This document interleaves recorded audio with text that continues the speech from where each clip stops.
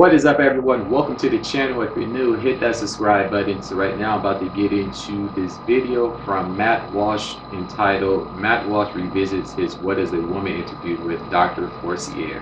And see, even that is stupid. What is a woman? Everybody know what a woman is. This new age bullshit is a joke. Well, you know, we talked to a lot of people for my film, What is a Woman, which is streaming now exclusively on the Daily Wire. And you go to whatiswoman.com and get signed up, and you can watch the film right now. Many of the conversations we had were unintentionally hilarious. Many were disturbing. Veering significantly over to the disturbing end of the spectrum is my interview with Dr. Michelle Forcier, who is, as you'll hear her proudly identify herself, a gender-affirming pediatrician, also an abortionist. We flew up to Providence, Rhode Island to speak with Dr. Forcier. She was, friendly enough at first. And what we found in many of the interviews that you'll see in What is a Woman is that gender ideologues are very polite and nice right up until the moment when you express any skepticism at all. Exactly. Before we get to that point. And that's the problem. As I've said before, if you want to feel that way and believe that, that's cool. But don't try to force that ideology on other people. And that's where the pushback is coming. Where things really start to sort of fall apart. Let's get to know Michelle a little bit. Watch. My name is Michelle Forcier, and I have a medical degree from University of Connecticut, residency, University of Utah Pediatrics, and I've worked for a number of different Planned Parenthoods for 20 years. I do advanced contraception and abortion, as well as gender hormones, and sort of looking at the whole sort of schema of gender, sex, and reproductive justice. So you've done a lot of work in this field. Could you just start by telling us? Reproductive justice?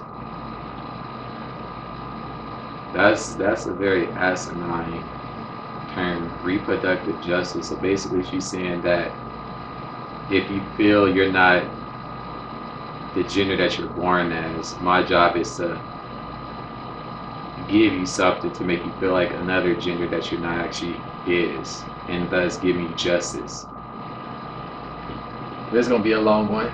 Sure. At what age can a child first begin to transition into another gender or identify themselves as a gender different from how they were born? Yeah. Well, I mean, there's research and data that show that babies and infants understand differences in gender. Some children figure out their gender really early, and the reason why we say, oh, that's interesting or important is because they're figuring out their gender identity is not necessarily congruent with their sex assigned at birth. When the doctor sees the penis and says, this is a male, has the sex of male, that's an arbitrary distinction? Telling that family, based on that little penis, that your child is absolutely 100% male identified, no matter what else occurs in their life. Now she's gonna go into a diatribe of they feel like feelings and DNA is completely different. The biological structure of a man versus a woman is completely different. So regardless of how you feel, it's asinine. There's man and woman, there's no in-betweens. Yes, there's certain exceptions like intersex, but as I said before, it's a lot of, That's not correct. So what is gender affirmation care? You're a big proponent of. If we walk through, a child is sitting down. This whole thing ties into the transhumanism agenda that's being pushed. Elon with the Neuralink thing, telling people they can be cats and dogs and vice versa. A man can be a woman can be a man. All this shit is tied into agendas that's being pushed by people with big pockets. Even the medical industry in itself has been bought. They're not even taught to cure, they're taught to treat. So that in and of itself should tell you everything you need to know. It was questioning their gender. What's the gender affirmation process? Affirmation means that as a pediatrician, as someone who says my job is to provide the best medical care for you, is I need to listen really carefully.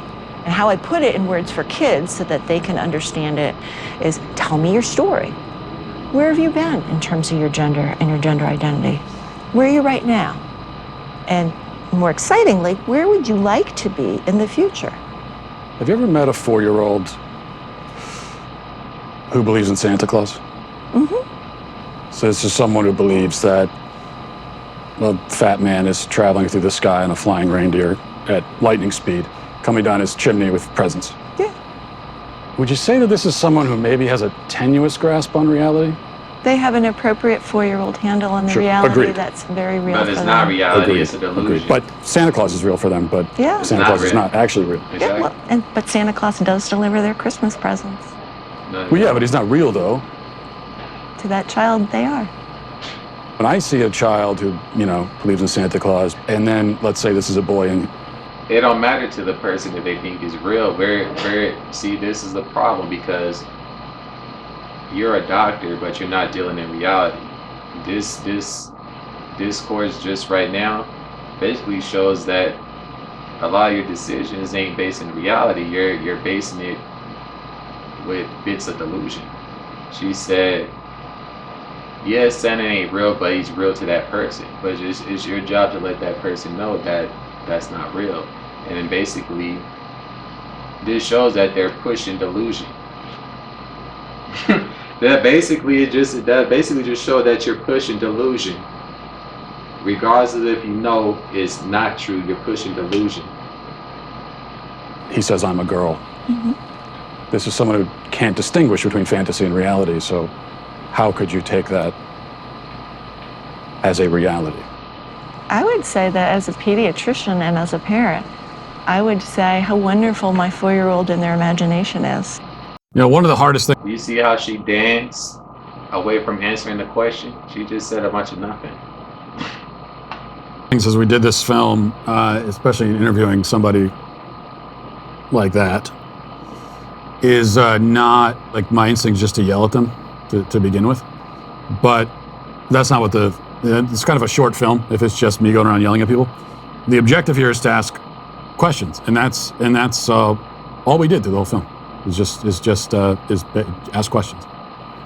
And let gender ideology essentially hang itself is the idea. And to show, is this something that can withstand scrutiny or not? No, it can't. She Even couldn't just even basic answer the scrutiny. simple question. And what we She discovered is danced that it around can't. So what's happening in that exchange is, first of all, she says, talking about a child who sits down with her, is she wants to know about their gender journey and where would you like to be in the future? So she's talking about a child's 5-year gender plan. That's crazy. But the point I was trying to get across to her is that children don't have a grasp on reality. I mean, even if in theory people could choose their own gender, which they can't, but if they could, it wouldn't make sense to say that a child could choose it. Children believe in Santa Claus. So what do they know about reality? If a child is 4 years old and believes that not only Santa Claus is real, but that fairies and dragons, and lives appropriately in this kind of fantasy world, and then the boy says that I'm a girl, that claim exists within the same fantasy world. This is just imagination. This is a kid who just doesn't understand the distinction between fantasy and reality. So how can they make these determinations? But then again, as we found there, Michelle wouldn't even affirm that Santa doesn't exist. So I was See? unclear about that also. Delusion. Do you actually think that Santa exists? What's happening? But it's as you're talking to these people, it's like you feel yourself going slightly insane. Exactly, yeah. So it was a pretty bewildering exchange there, but it only gets weirder from here. Let's keep watching. Male gametes. That's what makes me male. No, your sperm don't make you male. Then what does? It's a constellation. What? In reality, in truth, okay? Whose truth are we talking about? The same truth that says we're sitting in this room right now, you and I. No, you're not listening. If I see a chicken laying eggs and I say that's a female chicken laying eggs, did I assign female, or am I just observing a physical reality that's happening in the world? Does a chicken have gender identity? Does a chicken cry? Well, Does a chicken commit suicide?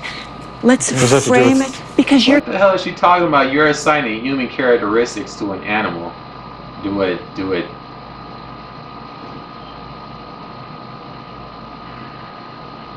And And these are the people that's supposed to be your doctors and all this stuff. Lunacy.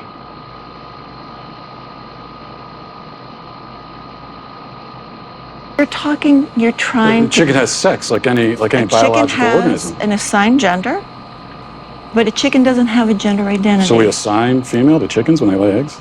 We assume they're female if they lay eggs. That right there will go down for me as maybe one of the most probably, and every other thing that makes it on this particular list also happened in the film, but certainly one of the most outrageous exchanges I've ever had with anybody. That should make and of course, see, this is what happens when you start asking questions to the gender, to the proponent of gender ideology, is they end up backing themselves into various corners, and they have to make increasingly more wild sort of claims to get themselves out of the corners that they've backed themselves into. And so when you're talking about sex, for example, like it's all on a spectrum, and sex is something that is, as she says in our conversation, she says that sex is assigned at birth. No, it's not. That just like doctors are just deciding this kind of arbitrarily. Well, if that's the nature of sex, then what about other organisms aside from human beings? Okay, we would also say that when a chicken is laying eggs, oh, well, that's a female chicken.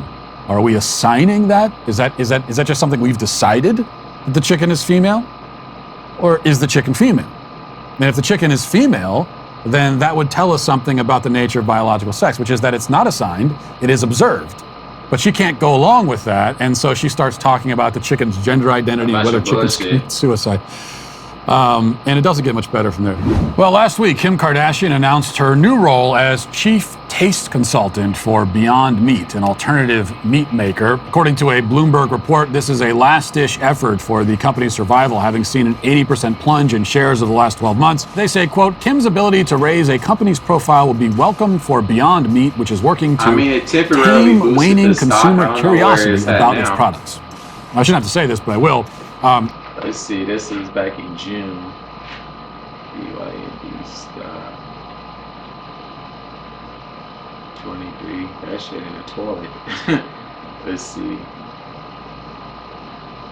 So that was shot in June. Let's see. June it was at 25, 22, 25. So it's going up, going down. So fake meat is gross, and eating fake meat is not going to save the environment. Also, it's fitting that a fake meat company would make the fakest person on the planet their chief taste consultant. So there's a little bit of irony, some symmetry and poetry there. I don't like fake things. I like the real deal. That's why I've officially declared myself the unofficial chief taste consultant for Good Ranchers, the meat company that delivers only 100% real American meat. And for my first act as Chief Taste Consultant, I want to tell you about Good Rancher's latest promotion. Right now, when you go to goodranchers.com/Walsh and use code Walsh, you'll get 2 18-ounce prime center cut ribeyes free with your order. That's a $100 value for free. That's promo code Walsh at goodranchers.com/Walsh. This is a deal you don't want to pass up. Don't support crazy people and their fake meat. Buy from Good Ranchers instead. At what age does the medical transition begin with medication? So medical affirmation begins when the patient says they're ready for it. So that could be a kiddo who is just starting puberty and panicking because they're getting breast buds or their penis is getting bigger and busier and they're worried about all kinds of masculine changes. And that way, puberty blockers, which are completely reversible and don't have permanent effects, are wonderful because we can put that pause on puberty. Just like if you were listening to music, you put the pause on and we stop the blockers and puberty would go right. So you're putting pause on something that's naturally occurring in a person and it doesn't have any negative effects. That's a lie. Like, yo, this is a joke. This is a joke. Society year by year is disintegrating. Back to where it was. The next note in the song just delayed that period of time. So this is a part from later in the film as we start getting into more of the specifics here about puberty blockers, and I'm not going to say myself right now a lot in response to that, because you have to go watch the film. Because, as I said, I'm asking questions, and we don't just ask questions of people on this side. We bring in other people, so there's a little bit of a back and forth here. But we're going to get a response in the film to this claim that puberty can just be, just pause it, as she says, like music.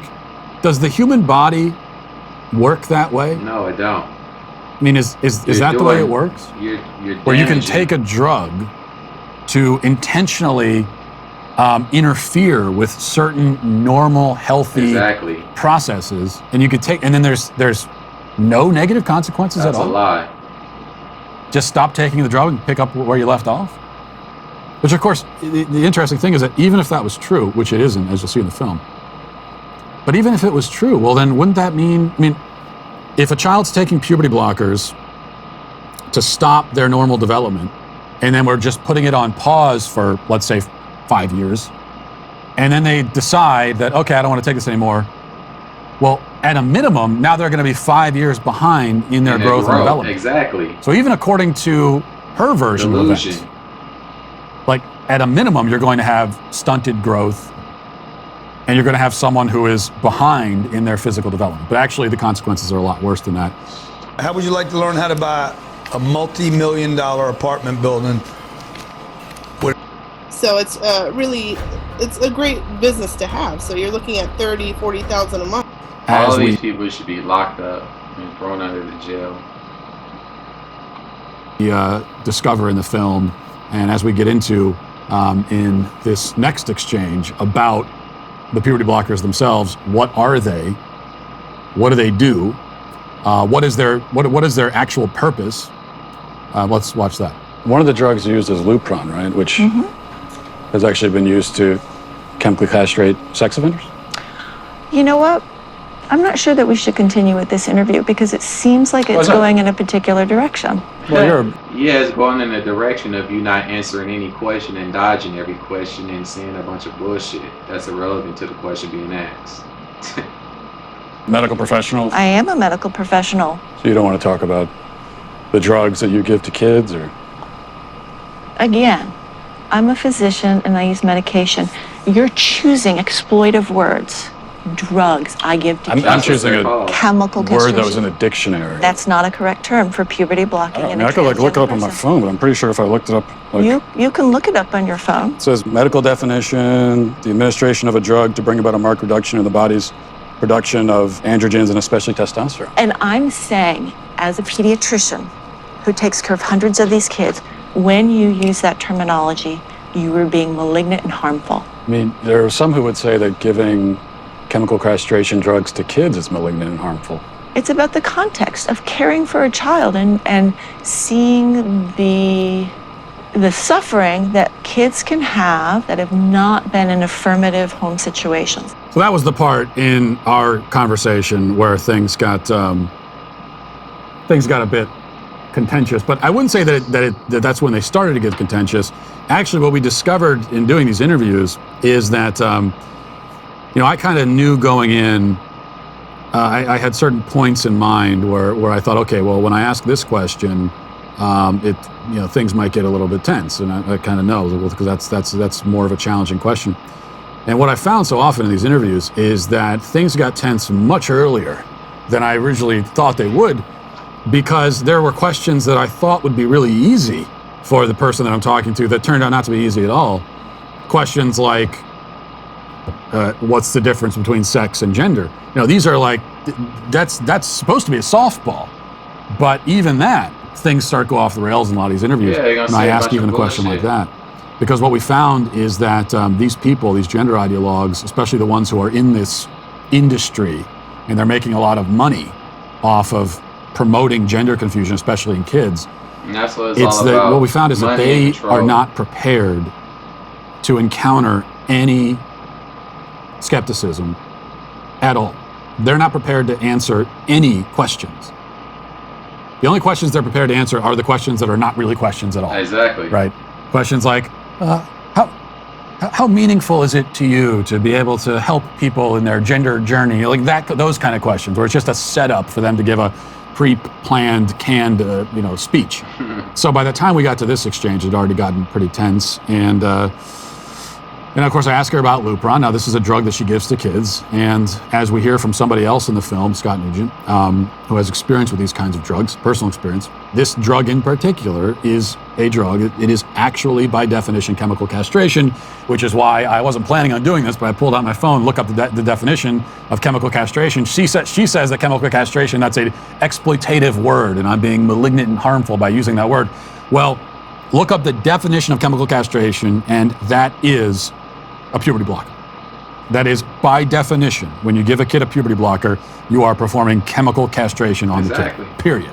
And we know that because Lupron specifically has been used to chemically castrate sex offenders. You notice in that exchange, by the way, she didn't deny.